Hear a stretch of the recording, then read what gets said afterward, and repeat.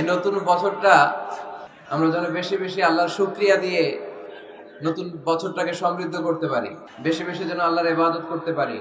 নতুন বছরে আমরা শপথ নেই, আমরা যেন অন্তরে হিংসা লালন না করি, বিদ্বেষ লালন না করি, আমরা নিজেরা নিজেরা যেন কাদা ছোড়াছুরি না করি, আমরা যেন মিলেমিশে একসাথে একাকার হয়ে যাই। আল্লাহ তুমি কবুল করো, আমরা পড়ি আমিন। 60টা জিনিস মানুষ মরে যাওয়ার পরে তার কবরে পৌঁছতে থাকে। ইন্না মিম্মা ইয়ালহাকুল মুমিন মিন হাসানাতিহি বা'দা মাউতিহি, মানুষ মরে যাওয়ার পরেও যে 60টা জিনিস তার কবরে পৌঁছায় তার মধ্যে একটা হচ্ছে মসজিদান বানাহু, সে যে মসজিদ বানিয়ে গিয়েছে ওই মসজিদের সওয়াব। সুবহানাল্লাহ পড়ে। আপনি টাকা দিয়ে মসজিদ বানিয়ে দিলেন, ওই মসজিদে মুসল্লিরা নামাজ পড়ে, রোজাদাররা এসে ওখানে ইফতার খায়, তাহাজ্জুদ আদায়কারীরা তাহাজ্জুদ পড়ে, তাদের সওয়াবের কমতি হবে না, কিন্তু তাদের সওয়াবের একটা পার্সেন্টেজ সওয়াব যে ব্যক্তি মসজিদ বানালো তার আমলনামায় আল্লাহ ঢুকিয়ে দেয়। সুবহানাল্লাহ বলতে পারলেন না? হে নামাজি আমার ঘরে নামাজে পড়ো আজ, দিল মে তোমার চরণ তলে হৃদয় যায় নামাজ। হে নামাজি আমার ঘরে নামাজে পড়ো আজ, দিল মে তোমার চরণ তলে হৃদয় যায় নামাজ। পড়েন আল্লাহু আকবার। কি সুন্দর লিখেছেন কাজী নজরুল ইসলাম। মসজিদ কেমন যেন মসজিদ তার নিজের ভাষায় আল্লাহর কাছে কেঁদে কেঁদে ফরিয়াদ জানায়, আল্লাহ নামাজিরা আমার ঘরে আসে না, কি সুন্দর টাইলস, কি সুন্দর মুসল্লা, কি সুন্দর এয়ার কন্ডিশন, সব আছে কিন্তু মুসল্লি নাই, ঠিক কিনা? মসজিদগুলো আল্লাহর কাছে ফরিয়াদ জানায়, এজন্য আমরা যেন মসজিদ মুখী হই। কি মুখী?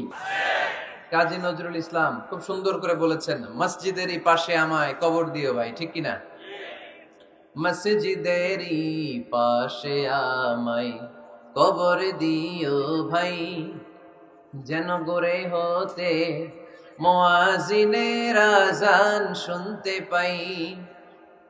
আমার গোরের পাশে দিয়ে ভাই নামাজিরা যাবে, পবিত্র সেই পায়ের ধ্বনি এ বান্দা শুনতে পাবে। গোরা যাব হতে গুনাহগার পাইবে রেহাই, মসজিদেরই পাশে আমায় কবর দিও ভাই। কত মানুষ নামাজি ভাই মসজিদাঙ্গিহীনাতে, আল্লাহর নামের জিকির করে লুকিয়ে গভীর রাতে।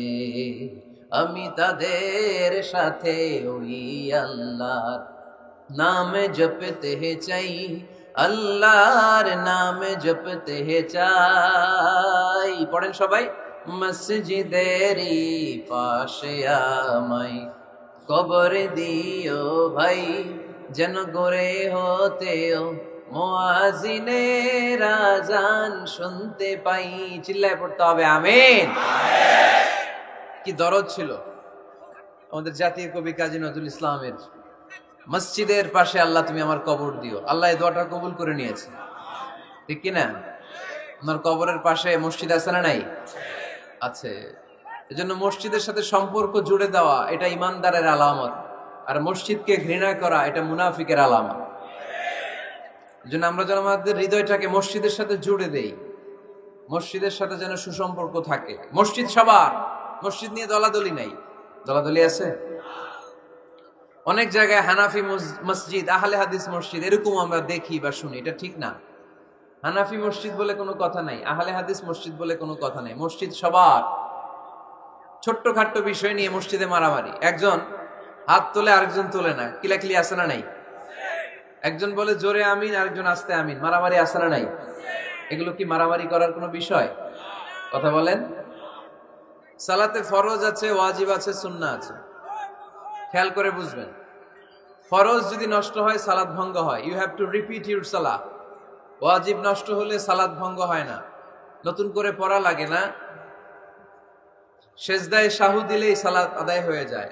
আর সুন্নাহ নষ্ট হলে নামাজ নষ্টও হয় না, নতুন করে পড়াও লাগে না, সেজদাও লাগে না, নামাজ আদায় হয়ে যায়। সুন্নাহ নষ্ট হলে এই যে হাত তোলা না তোলা, এটা সুন্নাহ। আমিন জোরে বলা না বলা, এটা কি সুন্নাহ, যেটা কোনো কারণে কেউ না করলেও তার নামাজ কবুল করে নিবে কে? আর এই সব সুন্নত লই আমগো দেশে গিলাগিলি। মৌলভীবাজারে মাশাআল্লাহ এগুলা নাই, এখানেও আছে। এগুলার অবসান ঘটুক, আমরা চাই কি চাই না? আর কত এই ছোটখাটো বিষয় নিয়ে আমরা এই বিভেদের প্রাচীর আর দেয়ালকে উঁচু করব আমাদের মাঝখানে? কবে আমরা ঐক্যের সিন্ডিকেট করব? কবে? আর কবে সাদা মনের মানুষ হব? কবে? আর কত? অনেক হয়েছে, আর না, এবার থামেন। বিভেদের প্রাচীরকে ভেঙে চুড়িয়ে দেন। ঐক্যের এমন সিন্ডিকেট গড়তে হবে যাতে কোনো অপশক্তি ঐক্যকে ভাঙতে না পারে, বানচাল করতে না পারে। চিল্লায় বলেন ঠিক কিনা? এজন্য মিউচুয়াল রেসপেক্টের দরকার, পারস্পরিক শ্রদ্ধাবোধ সব ক্ষেত্রে, রাজনীতিতে, সামাজিক অ্যাক্টিভিটিসে আমাদের আলেম ওলামাদের মধ্যে পারস্পরিক শ্রদ্ধাবোধের দরকার, মিউচুয়াল রেসপেক্ট। কেউ কাউরে রেসপেক্ট করে না, আমি যেটা বুঝছি এটাই সব, বাকি সব হারাম, এরকম বলে না অনেকে? এরকম যেন না করি। তাহলে মসজিদ সবার, মসজিদ আল্লাহর হাবিব সাল্লাল্লাহু আলাইহি ওয়াসাল্লাম খ্রিস্টানদেরকে মসজিদে ঢুকতে দিয়েছেন, আর আমরা মুসলমান ভাইয়ের জন্য মসজিদে তালা ঝুলাই দেই, আছে না নাই? আল্লাহর হাবিব সাল্লাল্লাহু আলাইহি ওয়াসাল্লাম কোথাও গেলেই প্রথমে মসজিদ বানাতেন। কি বানাতেন? মসজিদ বানাতেন। মক্কা থেকে হিজরত করে মদিনায় আসলেন, কোবায় থাকলেন কয়েক সপ্তাহ। কোবা পল্লীতে তিনি মসজিদ বানালেন, মসজিদ কোবা। ওখানে প্রতি শনিবার কেউ যদি অজু করে ওখানে যে 2 রাকাত নামাজ পড়ে, একটা কবুল উমরার সওয়াব আল্লাহ তাআলা তার আমলনামায় দিয়ে দেয়। মসজিদে কোবা বানালেন। তারপরে মদিনায় এসে মসজিদে নববী বানালেন আল্লাহর হাবিব সাল্লাল্লাহু আলাইহি ওয়াসাল্লাম, মসজিদে নববী। এটা ছিল আল্লাহ রাসূল সাল্লাল্লাহু আলাইহি ওয়াসাল্লামের বৈশিষ্ট্য। কোথাও গেলেই তিনি মসজিদ বানাতেন, মসজিদে নববী। হায় রে, এখন তো কত সুন্দর মসজিদ আমরা দেখি, আমরা যে সালাত পড়ি। আল্লাহর হাবিব সাল্লাল্লাহু আলাইহি সাল্লামের সময় মসজিদে নববী কি এরকম ছিল? কথা বলেন। ফ্লোর ছিল বালুর ফ্লোর। কিসের ফ্লোর? আমাদের মসজিদের ফ্লোর কিসের? টাইলস। আর আল্লাহ রাসূল সাল্লাল্লাহু আলাইহি ওয়াসাল্লামের মসজিদে নববীর ফ্লোর কিসের? কথা বলে না তো আওয়াজ করে উত্তর দেন না কেন? কষ্ট হচ্ছে? দুপুরে খাইছেন না সবাই? কেন খান নাই কেন? রোজা রাখছিলেন? হ্যাঁ, ফজর বাদে আইছি। আচ্ছা ঠিক আছে, ঠিক আছে। আচ্ছা আচ্ছা, সাউন্ড নাই, কথা শোনা যায় না? তো এটা শুনলা কেমনে? জিজ্ঞেস করলাম কথা শোনা যায় না, কয় না। তো এটা শুনলা কি করে? মানে অল্প শোনা যায়, তাই তো? একটু পরে আমার বিদায় ঘন্টা বাজবে, আমি চলে যাব। এই তোমরা ডিস্টার্ব করতে করতে আমার সময় শেষ। তোমরা ডিস্টার্ব করলে তোমাদের লস, আমি আমার টাইমের 1 মিনিট বেশি যেতে পারবো না, কারণ এখানে আসরের সালাতের আজান শুরু হয়ে যাবে, এরপরে কোনো কথা নেই। আর বক্তব্য লম্বা করা এটা বেদাত। বেদাতকে আমি সুন্নাতের মধ্যে আনতে চাচ্ছি। একটা সময়ে একেবারে কমায় নিয়ে আসবো। এত প্রোগ্রামও আমি করতে চাই না। আমি ঘোষণা দিয়েছি আগামী বছরে সারা বাংলাদেশ আমার প্রোগ্রাম হবে 50টা। কয়টা? 50টা। এরপরের বছর 30টা, এরপরের বছর 20টা। বিভাগীয় প্রোগ্রাম করলেই চলবে আমার। এক এক বিভাগে যে 2 দিন 3 দিন খালাস। এত দরকার নেই, এত লম্বা চূড়ার বক্তব্যের দরকার নেই। আধা ঘন্টা চুপ করে শুনেন, কয়েকটা মেসেজ ড্রপ করি, take it with you to your home, then practice and apply in the society. নিয়ে যান, আমল করেন, সমাজে কাজে লাগান। সমাজটা আলোকিত করে দিবে কে? খুতাবুকুম তাবিলা সালাওয়াতুকুম কাসীরা। আল্লাহর হাবিব সাল্লাল্লাহু আলাইহি ওয়াসাল্লাম বললেন, কিয়ামতের একটা আলামত, কিয়ামতের আগে তোমাদের বক্তব্য হয়ে যাবে লম্বা, সালাত হয়ে যাবে খাটো। সালাতের পরে তাসবিহ পড়তে চায় না লোকজন, ব্যস্ত, মহা ব্যস্ত, সুপার বিজি। কোত্থেকে আসলে এই ব্যস্ততা? আপনি রবের সাথে মুনাজাত, না যাই ইউনাজি মুনাজাত, আপনার রবের সাথে একাকী নীরবে কথা বলতে মনে চায় না আপনার? এত তাড়াহুড়ো কিসে? ধীর স্থির হন, একটু স্থির হন, একটু মনোদৈহিক প্রশান্তি অর্জনের চেষ্টা করেন। সব সময় ব্যস্ত, ধাক্কাধাক্কি, উচ্ছৃঙ্খলা, এগুলো আমাদেরকে শেষ করে দিয়েছে। এজন্য লম্বা চূড়া বক্তব্য ঠিক না। বক্তব্য শুনতে আমাদের ভালো লাগে, আমল করতে ভালো লাগে না। বক্তব্যটা শেষেই সিগারেট ধরায়, আছে না নাই? মাহফিল শেষেই বিড়ি ধরায়, কয় চমৎকার ওয়াজ করছে হুজুরে।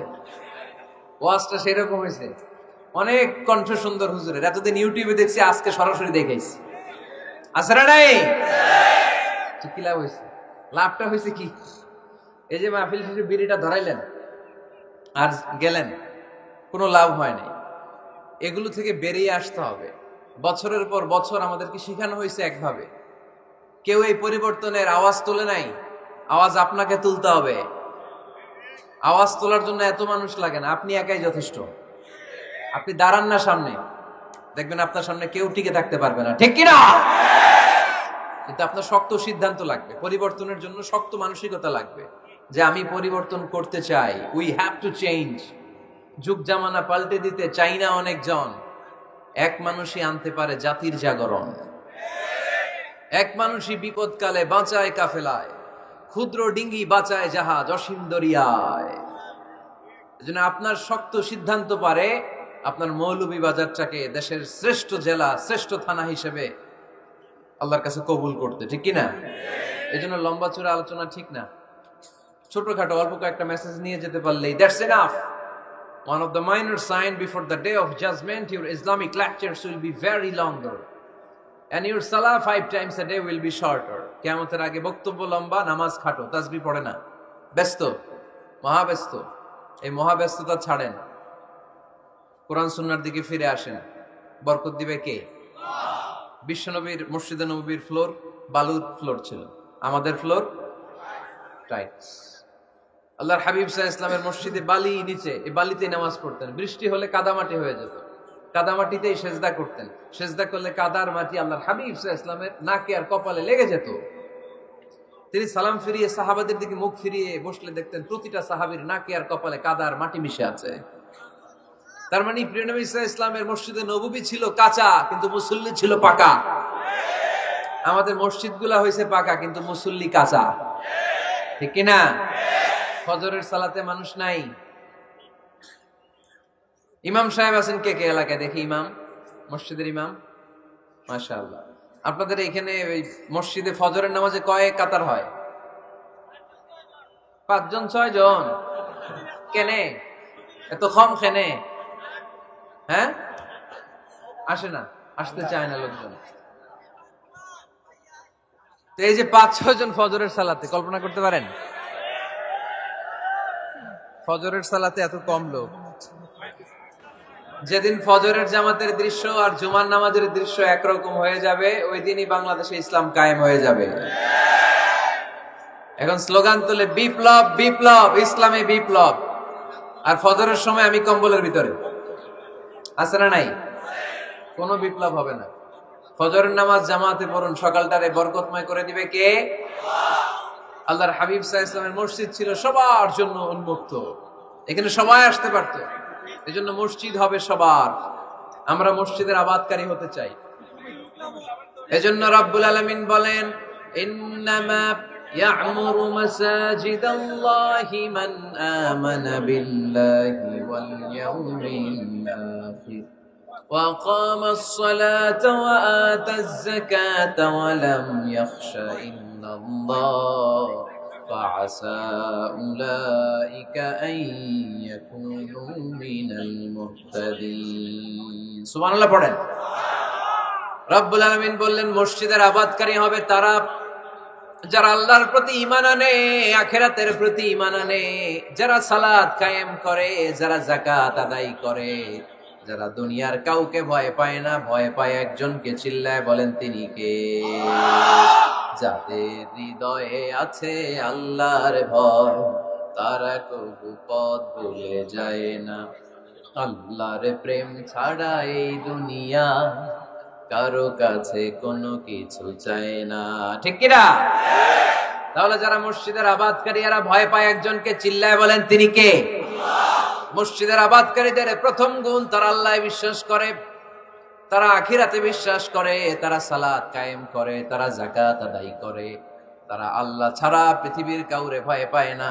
আল্লাহ বলেন ফাআসা উলাইকা আইয়াকুনু মিনাল মুহতাদিন। আশা করা যায় তারাই হলো হেদায়েতের রাস্তার উপরে আছে, ঠিক কি না? তারাই মসজিদের আবাদকারী, যারা মসজিদে যায়, সালাত আদায় করে। এখন মসজিদের আবাদকারী আপনি হতে চান, আপনি মসজিদে যান না, আপনি আবাদকারী হতে পারবেন? মসজিদের অনেক সভাপতি আছে, মসজিদে যায় না, আছে না নাই? মৌলভীবাজারে এই সমস্যা বোধহয় নাই।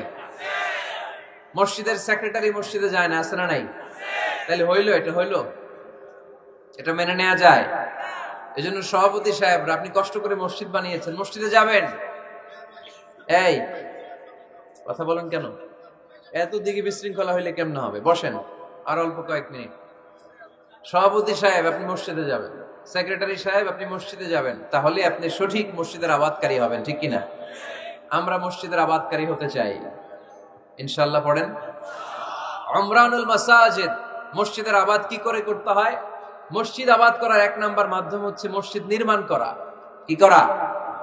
নির্মাণ করা। খেয়াল করবেন, আল্লাহর হাবিব সাল্লাল্লাহু আলাইহি ওয়াসাল্লাম বলেছেন, মান বানা মসজিদান মিন মালিহি ফিদ দুনিয়া বানাল্লাহু লাহু বাইতান ফিল জান্নাহ। যে ব্যক্তি নিজের পকেটের টাকা খরচ করে দুনিয়াতে মসজিদ বানায়, আল্লাহ তাআলা তার জন্য জান্নাতে ঘর বানায়। 60টা জিনিস মানুষ মরে যাওয়ার পরে তার কবরে পৌঁছতে থাকে। ইন্না মিম্মা ইয়ালহাকুল মুমিন মিন হাসানাতিহি বা'দা মাউতিহি। মানুষ মরে যাওয়ার পরেও যে 60টা জিনিস তার কবরে পৌঁছায়, তার মধ্যে একটা হচ্ছে মসজিদান বানাহু। সে যে মসজিদ বানিয়ে গিয়েছে, ওই মসজিদের সওয়াব। সুবহানাল্লাহ পড়ে। আপনি টাকা দিয়ে মসজিদ বানিয়ে দিলেন, ওই মসজিদে মুসল্লিরা নামাজ পড়ে, রোজাদাররা এসে ওখানে ইফতার খায়, তাহাজ্জুদ আদায়কারীরা তাহাজ্জুদ পড়ে, তাদের সওয়াবের কমতি হবে না, কিন্তু তাদের সওয়াবের একটা পার্সেন্টেজ সওয়াব যে ব্যক্তি মসজিদ বানালো তার আমলনামায় আল্লাহ ঢুকিয়ে দেয়। এজন্য বেশি বেশি মসজিদ বানাতে রাজি আছেন তো? তাহলে মসজিদ আবাদ করার প্রথম মাধ্যম হচ্ছে মসজিদ বানানো। 2 নাম্বার মাধ্যম হচ্ছে মসজিদে যে জামাতে সালাত আদায় করা। জামাতে সালাতুল জামাআ তাফদুলু সালাতাল ফাযযি বি27 দারাজা। ঘরে নামাজ পড়লে একা একা পড়লে যেই সওয়াব, জামাতে পড়লে 27 গুণ বেশি সওয়াব। সুবহানাল্লাহ বলতে পারলেন না? হে নামাজি আমার ঘরে নামাজে পড়ো আজ, দিল মে তোমার চরণ তলে হৃদয় যায় নামাজ। হে নামাজি আমার ঘরে নামাজে পড়ো আজ, দিল মে তোমার চরণ তলে হৃদয় যায় নামাজ। পড়েন আল্লাহু আকবার। কি সুন্দর লিখেছেন কাজী নজরুল ইসলাম। মসজিদ কেমন যেন মসজিদ তার নিজের ভাষায় আল্লাহর কাছে কেঁদে কেঁদে ফরিয়াদ জানায়, আল্লাহ নামাজিরা আমার ঘরে আসে না, কি সুন্দর টাইলস, কি সুন্দর মুসল্লা, কি সুন্দর এয়ার কন্ডিশন, সব আছে কিন্তু মুসল্লি নাই, ঠিক কিনা? মসজিদগুলো আল্লাহর কাছে ফরিয়াদ জানায়। এজন্য আমরা যেন মসজিদ মুখী হই। কি মুখী? আওয়াজ করে বলতে হবে, কি মুখী? মসজিদ মুখী। তাহলে মসজিদ আবাদের 1 নাম্বার পদ্ধতি মসজিদ বানানো। 2 নাম্বার মসজিদে বেশি বেশি যে জামাতে সালাত আদায় করা। 3 নাম্বারে মসজিদের সাথে সম্পর্ক জুড়ে দেওয়া, হৃদয়টা যেন সবসময় মসজিদের সাথে লেগে থাকে। আল্লাহর হাবিব সাল্লাল্লাহু আলাইহি ওয়াসাল্লাম বললেন, সাবআতুন ইউযিল্লুহুমুল্লাহু ফি যিল্লিহি ইয়াওমা লা যিল্লা ইল্লা যিল্লু। 7 শ্রেণীর ব্যক্তিকে আল্লাহ তাআলা কিয়ামতের দিন আরশের নিচে ছায়া দিবে, যেদিন আল্লাহর আরশের ছায়া ছাড়া কোনো ছায়া পৃথিবীতে থাকবে না। সেই দিনটা কি এই দিনের মতো? কিয়ামতের দিনটা আজকের এই দিনের মতো হবে? 50,000 বছর হবে। এটা লেন্থ, এটা ডিউরেশন। কাআন সাফসাফা লা তারা ফিহা ইওয়াজা ওয়ালা আমতা। লেভেল প্লেইং ফিল্ড, তামার জমিন। একটু কল্পনা করেন তো ওই দিনটা কত ভয়ঙ্কর। বাবা ছেলেরে চিনবে না ওই দিন, ছেলে বাবারে চিনবে না, স্ত্রী স্বামীকে চিনবে না, স্বামী স্ত্রীকে চিনবে না, পীর সাহেব মুরিদ চিনবে না, মুরিদ পীর সাহেবকে চিনবে না, নেতা কর্মীকে চিনবে না, কর্মী নেতাকে চিনবে না। হায় হায়, ইয়া নাফসি ইয়া নাফসি বলে কাঁদবে। সূর্যটা মাথার কাছে চলে আসবে, সূর্যের তাপে মাথার মগজগুলো গলে গলে নাকের ছিদ্র আর কানের ছিদ্র দিয়ে টপ টপ করে বেয়ে বেয়ে পড়বে। তৃষ্ণায় মানুষগুলো পাগল পাড়া, জিহ্বাটা বের হয়ে নাভি পর্যন্ত ঝুলতে থাকবে। সেদিন সবাই পাগলের মতো ছুটতে থাকবে, কোনো ছায়া নাই আল্লাহর আরশের ছায়া ছাড়া। আল্লাহর হাবিব বললেন, 7 শ্রেণীর ব্যক্তিকে আল্লাহ তাআলা আরশের নিচে ছায়া দিবেন। এর মধ্যে 1 শ্রেণীর ব্যক্তি, রাজুলুন কলবুহু মুআল্লাকুন বিল মাসাজিদ। ওই ব্যক্তি যার হৃদয়টা সবসময় আল্লাহর মসজিদের সাথে লেগে থাকে। মসজিদের সাথে যার হৃদয় লেগে থাকে তাকে আরশের নিচে ছায়া দিবে কে? এজন্য মসজিদের সাথে যেন আমাদের হৃদয়গুলো লেগে থাকে। অনেকেই দেখবেন এত ভালো নামাজি, জোহর পরে টেনশন করে আসরটা কই করবো, আসর পরে চিন্তা করে মাগরিবের সময় আমি কোথায় থাকবো, মাগরিবের সময় টেনশন, ইস এশাটা হয়ে গেলেই তো শেষ। এরকম লোক আছে না নাই? এদেরকে সেই কঠিন ভয়াবহ দিনে আরশের নিচে ছায়া দিবে কে? তারপরে মসজিদ আমাদের 4 নাম্বার পদ্ধতি, মসজিদকে পরিচ্ছন্ন রাখা, মসজিদকে ঝাড়ু দেয়া। মসজিদকে যারা পরিষ্কার করে তাদের হৃদয়ের যন্ত্রণা দূর করে দেয় কে? সাইয়েদনা ইব্রাহিম আলাইহিস সালাম এবং ইসমাঈল আলাইহিস সালামকে আল্লাহ তাআলা আদেশ করেছেন, তাহহিরা বাইতিয়া লিত-তাইফিনা ওয়াল আকিফিনা ওয়ার রুকআইস সুজুদ।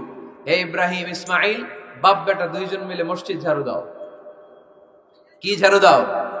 মসজিদেরি ঝাড়ু বড়দার, ও কামারে হাত শোনো আমারে মুনাজাত। পড়েন, শোনো শোনো ইয়া ইলাহি আমারে মুনাজাত, শোনো আমারে মুনাজাত। পড়েন আমিন। মসজিদ ঝাড়ু দেওয়া মসজিদ আমাদের অন্তর্ভুক্ত। আপনারা কেউ কোনোদিন মসজিদ ঝাড়ু দিয়েছেন না? কে কে দিয়েছেন দেখি? সবাই? সবাই মসজিদের খাদেম? মাশাআল্লাহ। আমিও দিছি মসজিদ ঝাড়ু, অনেক দিছি। মাশাআল্লাহ, আল্লাহ তুমি কবুল করো। যাদের হৃদয়ে বড় জ্বালা, ফ্যামিলিতে সুখ নাই, শান্তি নাই, তারা হৃদয়ে প্রশান্তি আনতে চাইলে এতিমখানায় যাবেন, এতিমের মাথায় হাত বুলিয়ে দিবেন, এতিমের মুখে খাবার তুলে দিবেন। আপনার হৃদয়টারে নরম করে দিবে কে? আল্লাহর ঘর মসজিদে যাবেন, নিজ হাতে মসজিদটারে একটু পরিষ্কার করে দিবেন, আপনার জীবনটারে উজালা করে দিবে কে? তাহলে এগুলো করার মাধ্যমে আমরা মসজিদের আবাদ করতে চাই। আমরা মসজিদের আবাদকারী হতে চাই কি চাই না? আল্লাহর ঘর মসজিদ আবাদ করার মতো শ্রেষ্ঠ কাজ পৃথিবীতে হতে পারে না। এই মসজিদের কিছু আদব আছে, আল্লাহ রাসূল সাল্লাল্লাহু আলাইহি ওয়াসাল্লাম বলেছেন এই আদবগুলো মেনটেন করে যেন আল্লাহর ঘর মসজিদের সাথে আমরা ব্যবহার করি। মসজিদের 1 নম্বর আদব হচ্ছে মসজিদে ওযুর সাথে প্রবেশ করা। কিসের সাথে? ওযু করে পরিচ্ছন্ন হয়ে মসজিদে প্রবেশ করা। এজন্য অপবিত্র অবস্থায় গোসল ফরজ, এরকম অবস্থায় মসজিদে ঢোকা যাবে? কথা বলেন, ঢোকা যায়? যেই নারীদের মাসিক চলতেছে, মেনস্ট্রুয়েশনাল পিরিয়ড চলতেছে, ওই নারীদের পক্ষে মসজিদে ঢোকা জায়েজ আছে? নাই। তাহলে এটা হলো 1 নম্বর আদব। মসজিদে ঢোকার সময় কি করে ঢুকবো? ওযু করে। আওয়াজ করে বলেন, কি করে ঢুকবো? ওযু করে। 2 নম্বর আদব হচ্ছে মসজিদে যাওয়ার সময় সবচেয়ে ভালো জামাটা পরে যাব, সবচেয়ে ভালো পাঞ্জাবিটা পরে যাব। জানতো আপনারা? না সবচেয়ে সিরাটা পরে যান? হ্যাঁ, অনেকের নামাজের জন্য একটা পুরান জামা আছে, সিরা পাড়া, এদিকে হাত উঠালে এদিকে দেখা যায়, আছে না নাই? সবচেয়ে সিরা পাড়াটা রাখে নামাজের জন্য, কপাল পোড়া। আর সুন্নতে খাতনার অনুষ্ঠানে গেলে মাশাআল্লাহ লেহেঙ্গা গায়ে দিয়ে যায়, আছে না নাই? না, আপনি ইবাদতের জন্য সবচেয়ে সুন্দর জামাটা রাখবেন। এজন্য রাব্বুল আলামিন বলেন, ইয়া বানি আদম খুযু যিনাতাকুম ইনদা কুল্লি মসজিদ। ও বনি আদম, তুমি যখন আল্লাহর ঘর মসজিদে ঢুকবা, ও বনি আদম, তুমি যখন নামাজের মুসল্লায় দাঁড়াবা, তোমার সবচাইতে দামি, সবচাইতে সুন্দর জামাটা গায়ে দিয়ে তুমি নামাজে দাঁড়াও। ঠিক কি না? তাহলে এখন মসজিদে যাওয়ার সময় কি গায়ে দিয়ে যাবেন বলেন? খিতা করবাই? হ্যাঁ, মাশাআল্লাহ। হ্যাঁ, সবচেয়ে ভালো কাপড়টা আয়রন করে পারফিউম মেখে তারপরে আমরা যাব। রাজি আছেন তো? 3 নম্বর আদব হচ্ছে মসজিদে ঢোকার সময় বাম পা দিয়ে ঢুকতে হয়।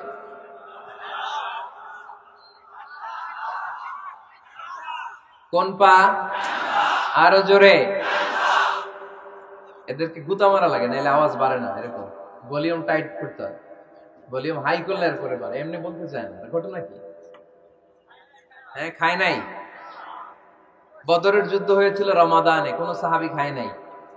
না খাইয়ে একেবারে সাইজ করে দিছে কাফেরদেরকে। আমরা না খেলেও আমাদের হৃদয়ে ইমানি শক্তি আছে না নাই? এই তো বোঝা যাচ্ছে ইমানি শক্তি আছে। এতক্ষণ আছিল কই? তো মসজিদে ঢোকার সময় কোন পা দিয়ে? এগুলো মনে থাকে আমাদের? ভুলে যাই আমরা, খেয়াল থাকে না তো এগুলা। এত কিছু মনের মধ্যে রাখলে এগুলো মনে থাকবে কেমনে? মসজিদে ঢোকার সময় কোন পা? আরো জোরে। বেরোয়ার সময় কোন পা? মনে থাকবে? মসজিদে যখন ঢুকবেন ডান পা দিয়ে ঢুকবেন, আর দোয়া পড়বেন, আউযু বিল্লাহিল আযীম ওয়া বিওয়াজহিল কারীম ওয়া সুলতানিহিল কদীম মিনাশ শাইতানির রাজীম। বিষ্ণু ইসা ইসলাম বললেন, যে ব্যক্তি মসজিদে ঢোকার সময় এই দোয়াটা পড়বে, শয়তান আফসোস শুরু করে, সে বলে, হায় হায়, আজকের দিনের জন্য, সারা দিনের জন্য তো তুই আমার ওয়াসওয়াসা থেকে বেঁচে গেলি, আজকের সারা দিনের জন্য তোরে আমি হারালাম, আজকের সারাটা দিন আল্লাহর পক্ষ থেকে প্রোটেকশন নিয়ে তুই বেঁচে গেলি, আজকের জন্য যা, কালকে তোরে আমি ধরবো। এজন্য এই দোয়াটা পড়ার দরকার আছে না? আউযু বিল্লাহিল আযীম ওয়া বিওয়াজহিল কারীম ওয়া সুলতানিহিল কাদীম মিনাশ শাইতানির রাজীম। চারটা বাক্যের দোয়া। মুখস্থ করতে কষ্ট হলে যে ইউটিউবে চলে যাবে আজকেই, ওখান থেকে শুনে আপনারা মুখস্থ করে নেবেন, এই দোয়াটা পড়বেন, তাহলে ওই দিনের জন্য শয়তানের ওয়াসওয়াসা, টেম্পটেশন, প্রভোকেশন থেকে আপনি আল্লাহ তাআলার প্রোটেকশনে চলে গেলেন। সুবহানাল্লাহ পড়েন। তারপরে আল্লাহর হাবিব বললেন, ঢোকার আগে আমারে সালাম দাও। পড়বেন, আসসালামু আলাইকা আইয়ুহান নাবিয়্যু ওয়া রাহমাতুল্লাহি ওয়া বারাকাতুহু। এই দুইটা জিনিস যখন করে ফেললেন, তখন ডান পা দিয়ে পড়বেন, আল্লাহুম্মা আফতাহ লি আবওয়াবা রাহমাতিক। সুবহানাল্লাহ পড়েন। আল্লাহুম্মা আফতাহ লি, ও আল্লাহ আমার জন্য তুমি খুলে দাও, আবওয়াবা রাহমাতিক, তোমার রহমতের দরজা। তার মানে মসজিদে ঢুকলে রহমত পাওয়া যায় কি যায় না? মসজিদে ঢুকলে পাওয়া যায় রহমত, মসজিদের বাইরে রহমতের কথা আল্লাহ বলে নাই, মসজিদের ভিতরে রহমত। কোথায় রহমত? কোথায়? মসজিদের ভিতরে রহমত আছে না? তার প্রমাণ, মসজিদে ঢুকলেই শান্তি লাগে কেমন জানি, আর ঘুমে ধরে। মসজিদে ঘুমাইছেন কারা কারা দেখি? সবাই ঘুমাইছেন?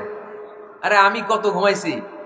জুমার নামাজের সময় যে কি ঘুম আসে, আসে আসে, কমন পড়ছে, একেবারে কমন পড়ে গেছে, ঘুম আসে। কারণ রহমত, রহমতের ঝিরি ঝিরি বাড়ি ধারা আল্লাহ তাআলা আরশের উপর থেকে নাজিল করতে থাকে, আর এই রহমতের কারণে হৃদয়টা প্রশান্ত হয়ে যায়, অনেকের ঘুমও চলে আসে, ঠিক কি না? এজন্য আল্লাহুম্মা আফতাহ লি আবওয়াবা রাহমাতিক, ও আল্লাহ তোমার রহমতের দরজাগুলো আমার জন্য খুলে দাও। এই দোয়া পড়লে রহমতের দরজা খুলে দেয় কে? আবার মসজিদ থেকে যখন বের হবেন, তখন কোন পা দিয়ে? জোরে বলেন। বাম পা দিয়ে কি পড়বেন? আল্লাহুম্মা ইন্নী আসআলুকা মিন ফাদলিক, ও আল্লাহ তোমার কাছে আমি তোমার পক্ষ থেকে ফদল চাই, মানে রিজিক চাই, রিজিক দেওয়ার মালিক কে? তার মানে খুব সোজা সাপটা কথা হচ্ছে, মসজিদের ভিতরে পাওয়া যায় রহমত, আর বাইরে পাওয়া যায় ফদল বা রিজিক। বাইরে পাওয়া যায় কি? রিজিক। মসজিদের ভিতরে রিজিক আছে, তার মানে সারাদিন মসজিদে বসে থাকলে রিজিক মিলবে? নামাজের সময় নামাজ পড়তে হবে, কাজের সময় কাজ করতে হবে, এটাই হচ্ছে ইসলামের বিধান। নামাজের সময় নামাজ, কাজের সময়। আমি প্রশ্ন করবো, আওয়াজ করে উত্তর দেন। নামাজের সময়, কাজের সময়, নামাজের সময়, কাজের সময়, এটা মনে থাকবে। এজন্য আল্লাহ বললেন, ফাইদা কুদিয়াতিস সালাতু ফান্তাশিরু ফিল আরদি ওয়াবতাগু মিন ফাদলিল্লাহ। যখন তোমাদের সালাত শেষ হয়ে যায়, আল্লাহর রিজিক অন্বেষণের জন্য আল্লাহর জমিনে তোমরা ছড়িয়ে যাও। নামাজের সময় আসবেন, নামাজ শেষ বের হয়ে যান, ফান্তাশিরু ফিল আরদ, জমিনে ছড়িয়ে পড়ো। নামাজ শেষ, চেয়ারম্যান সাহেব চলে যাবে ইউনিয়ন পরিষদের ভেতরে, ছাত্ররা চলে যাবে হাই স্কুলে, মেম্বার অফ দ্য পার্লামেন্ট চলে যাবে সংসদে, সেনাবাহিনীর লোকেরা চলে যাবে ক্যান্টনমেন্টে, ব্যবসায়ীরা চলে যাবে তাদের বাজারে, সিএনজি ওয়ালারা সিএনজি নিয়ে ব্যবসা শুরু করবে, রাস্তায় নেমে যাবে, চিল্লায় বলেন ঠিক কিনা? এটাই ইসলামের বিধান।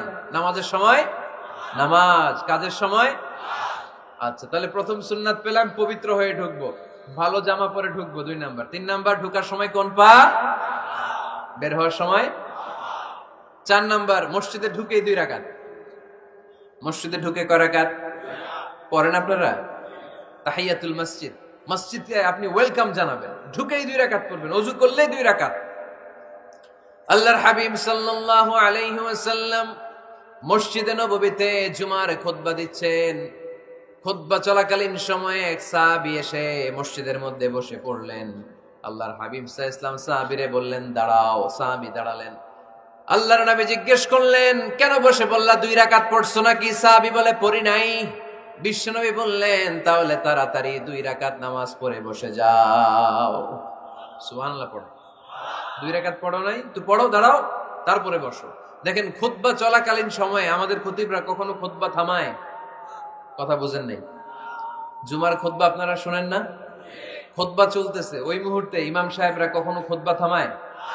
মাঝখানে কোনো ঝামেলা হইলে থামায় না। প্রথম খুতবা শেষ, বসে, তারপরে দ্বিতীয় খুতবা। খুতবার মাঝখানে কোনো থামাথামি নাই। কিন্তু আল্লাহর হাবিব সাল্লাল্লাহু আলাইহি সাল্লাম কেমন খতিব ছিলেন দেখেন। আল্লাহর হাবিব সাল্লাল্লাহু আলাইহি সাল্লামের খুতবা দেওয়ার স্টাইল এন্ড অ্যাটিটিউড এবং আমাদের খুতবা দেওয়ার স্টাইল এন্ড অ্যাটিটিউড, আল্লাহ রাসূল সাল্লাল্লাহু আলাইহি সাল্লামেরটা কত প্রাণবন্ত ছিল।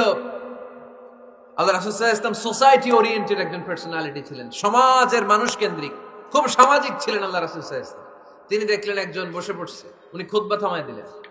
জুমার খুতবা থামায় বললেন, এই নামাজ পড়ছো না, পড়ো 2 রাকাত পড়ো। আবার খুতবা শুরু করলেন। সুবহানাল্লাহ পড়বেন না? একবার তিনি খুতবা দিচ্ছেন, দেখলেন আল্লাহ রাসূল সাল্লাল্লাহু আলাইহি ওয়াসাল্লামের 2 জন নাতি হাসান আর হুসাইন রাদিয়াল্লাহু তাআলা আনহুমা, ছোট্ট মানুষ, কাতারের ভিতরে ঢুকে কোন সাহাবী টুপি টান দেয়, কারো পাগড়ি ধরে টান দেয়, একজন এদিকে দৌড় দেয়, আরেকজন ওদিকে দৌড় দেয়। মসজিদে একটা ডিস্টার্ব হচ্ছে। আল্লাহর হাবিব সাল্লাল্লাহু আলাইহি ওয়াসাল্লাম খুতবা থামিয়ে দিলেন, মিম্বার থেকে নেমে আসলেন, 2 নাতিকে 2 হাতে ধরলেন, ধরে আস্তে করে জান্নাতের এই 2 সর্দারকে নিয়ে মিম্বারের উপরে দাঁড়ালেন। এই হাতে এই নাতি, ওই হাতে আরেক নাতি। এরপর দাঁড়িয়ে দাঁড়িয়ে তিনি বাকি খুতবা দিলেন। পড়েন সুবহানাল্লাহ। কত প্রাণবন্ত খুতবা। উনিও খুতবা দিতেন, আমরাও খুতবা দেই। আল্লাহর হাবিব সাল্লাল্লাহু আলাইহি ওয়াসাল্লাম খুতবা দিচ্ছেন, এক সাহাবী এসে বলল, ইয়া রাসূলুল্লাহ, মদিনায় দুর্ভিক্ষ, বৃষ্টি নাই, আপনি বৃষ্টির দোয়া করেন। রাসূল সাল্লাল্লাহু আলাইহি ওয়াসাল্লাম খুতবা থামায় দিলেন, থামাই দিয়ে দোয়া শুরু করলেন, আল্লাহুম্মা আসকিনা গাইসান মুগীসান মারিআন মুরিআন নাফিআন গায়রা দার আজিলান গায়রা আজল। আল্লাহ, উপকারী বৃষ্টি দেন, যে বৃষ্টিতে আমাদের ফসল জন্মাবে, সবুজ ঘাস লতা পাতা জন্মাবে, আমাদের গবাদি পশুর রিজিক বাড়বে। এরকম উপকারী বৃষ্টি আমাদেরকে দিয়ে মদিনাটারে ধন্য করে দেয়।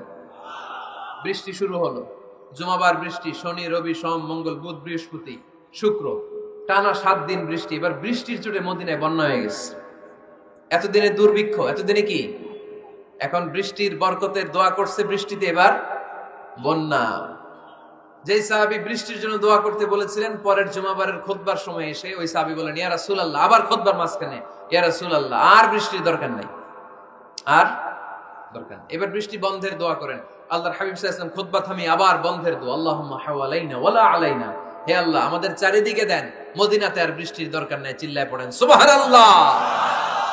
এজন্য খতিব হবে এরকম প্রাণবন্ত খতিব। সমাজে কি চলে, কি ক্রাইসিস, কি সংকট, ইয়াংরা কোন সমস্যায় ভোগে, আমাদের রাজনৈতিক অঙ্গনে কি সমস্যা, আমাদের অর্থনৈতিক অঙ্গনে কি সমস্যা, আমাদের সামাজিক অঙ্গনে কি সমস্যা, আমাদের পরিবারগুলোর ভেতরে কি ঝামেলা, প্রত্যেকটা কথা মসজিদের মিম্বার থেকে আসার দরকার আছে না নাই? আল্লাহর হাবিব সাল্লাল্লাহু আলাইহি ওয়াসাল্লাম এভাবেই সমাজকে ঠিক করে দিতেন। 2 রাকাত মসজিদে ঢুকে আজকে থেকে আমরা পড়ব। মসজিদে ঢুকলেই কয় রাকাত মনে থাকবে না ভুলে যাবেন? তারপরে আল্লাহর হাবিব সাল্লাল্লাহু আলাইহি ওয়াসাল্লাম বলেছেন, খবরদার কবরের উপর মসজিদ বানিও না। কবরস্থান একদিকে, মসজিদ আর একদিকে। কিন্তু বাংলাদেশে মসজিদের সাথে কবর মিলানো আছে না নাই?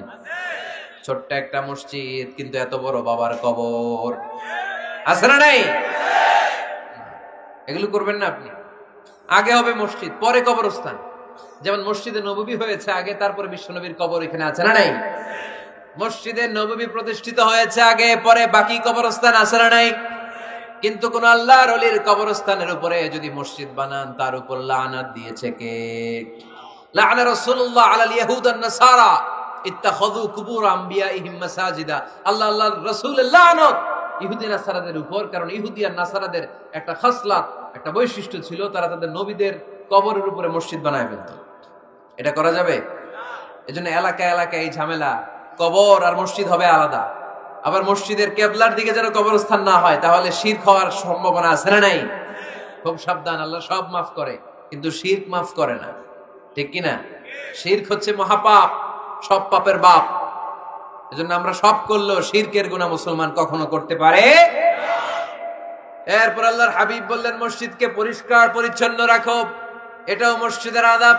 মসজিদে আতর লাগিয়ে দেন, বাখর জ্বালিয়ে দেন।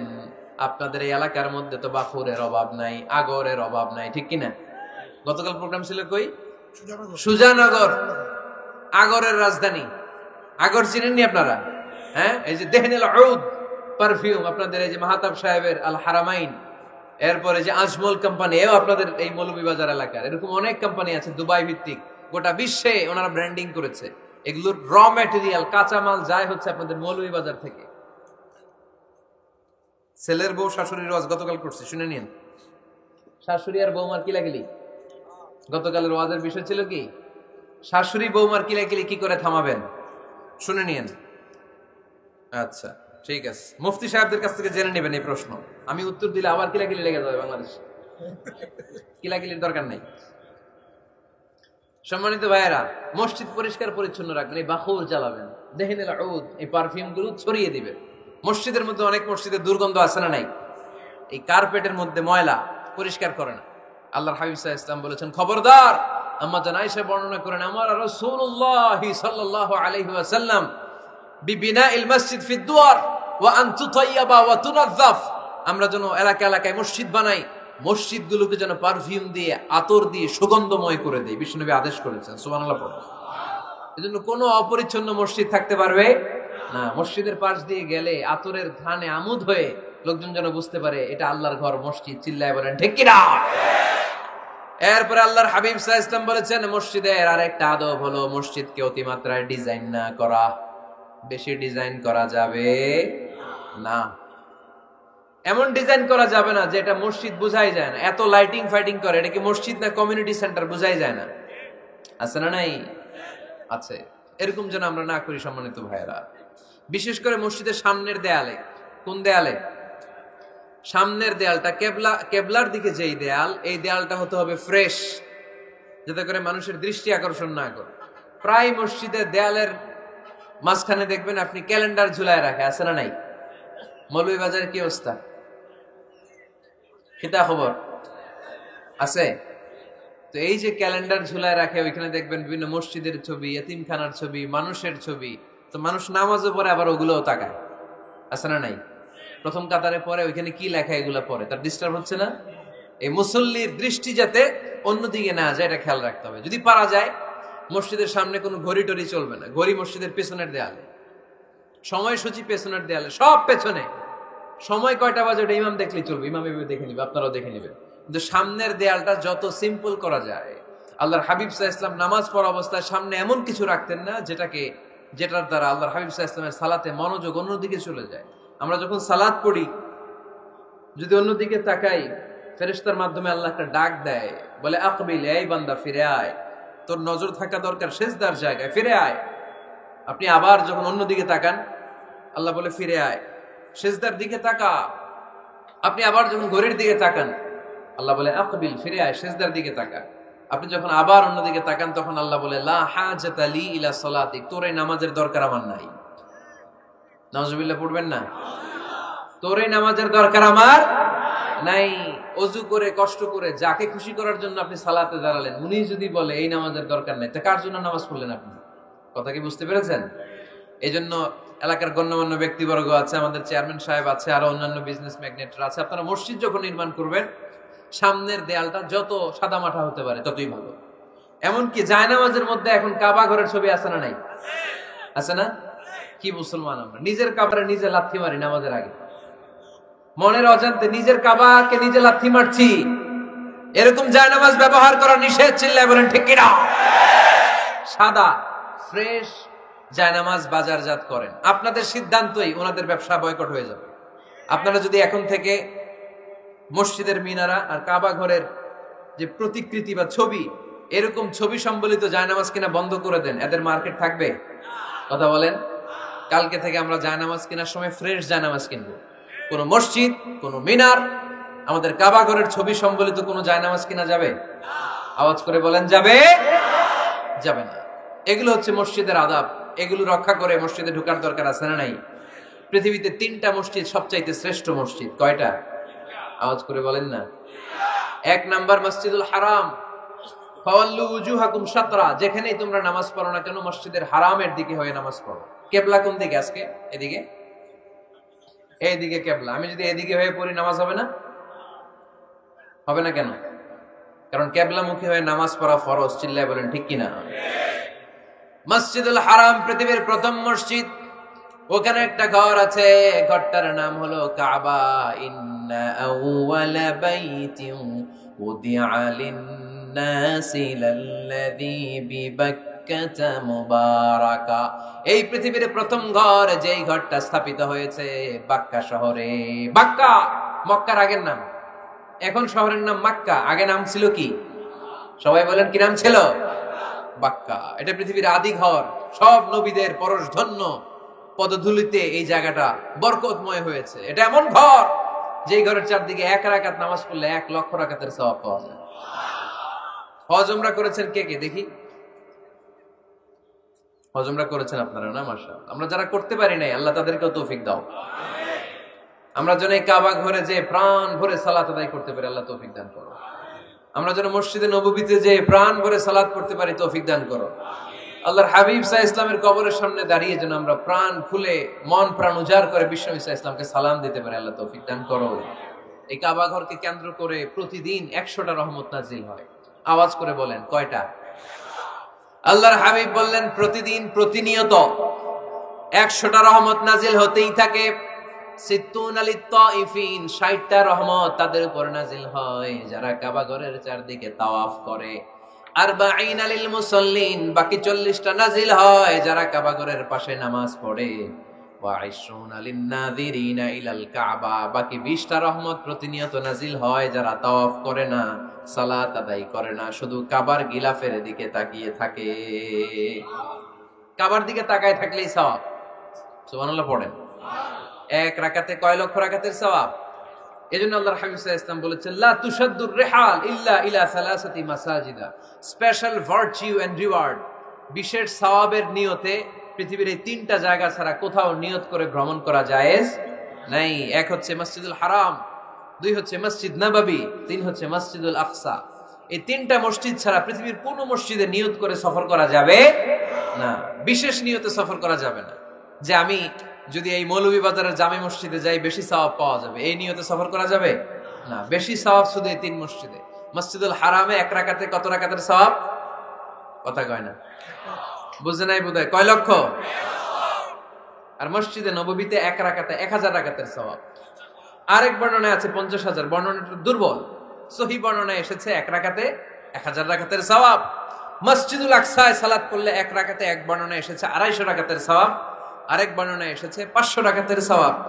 এই 3টা মসজিদ ছাড়া নামাজ পড়লে বেশি সওয়াব হবে, এই নিয়তে সফর করা যাবে? চিল্লায় বলেন যাবে। তুমি মসজিদটা দর্শন করার জন্য যেতে পারবে। মসজিদটা দেখতে কেমন, এটার ক্যালিওগ্রাফিক্যাল ডিজাইন কেমন, এটার আর্কিটেকচারাল ডিজাইন কেমন, এটার দৃষ্টিনন্দন সৌন্দর্য কেমন, মসজিদটা দেখতে কেমন, দেখতে যেতে পারবেন। কিন্তু বিশেষ সওয়াব রিওয়ার্ড এই 3টা মসজিদ ছাড়া অন্য কোনো মসজিদের জন্য হবে না। এই মসজিদ হচ্ছে আমাদের সামাজিক ঐক্যের কেন্দ্রবিন্দু, এটা হচ্ছে আমাদের কমিউনিটি সেন্টার। আমরা শুধু নামাজের জন্য মসজিদকে ইউজ করি, এছাড়া আরো অনেক ইউসেজ আছে মসজিদের। খেয়াল রাখবেন, আমাদের মুসলমানদের মসজিদ হিন্দুদের মন্দিরের মতো নয়। কোথায় আজান হইছে? শেষ করে দিব না? সুবহানাকাল্লাহুম্মা ওয়া বিহামদিকা আশহাদু আল্লা ইলাহা ইল্লা আনতা আস্তাগফিরুকা ওয়া আতুবু ইলাইক। আল্লাহ আমাদের সবাইকে কথাগুলো বুঝার আমল করার তৌফিক দান করুন।